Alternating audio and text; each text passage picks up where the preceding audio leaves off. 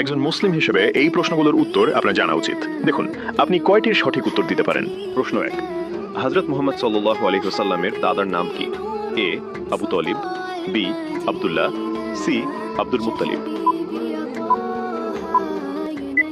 সঠিক উত্তরটি হবে অপশন সি আব্দুল মুত্তালিব। প্রশ্ন ২, হযরত মুহাম্মদ সাল্লাল্লাহু আলাইহি ওয়াসাল্লামের দাদির নাম কি? এ আমিনা, বি ফাতিমা বিনতে আমর, সি খাদিজা। সঠিক উত্তরটি হবে অপশন বি ফাতেমা বিনতে আমর। প্রশ্ন ৩, ইসলামের ইতিহাসে প্রথম মুয়াজ্জিন হওয়ার গৌরব কে অর্জন করেন? এ আবু বকর রাদিয়াল্লাহু আনহু, বি ওমর রাদিয়াল্লাহু আনহু, সি বিলাল রাদিয়াল্লাহু আনহু।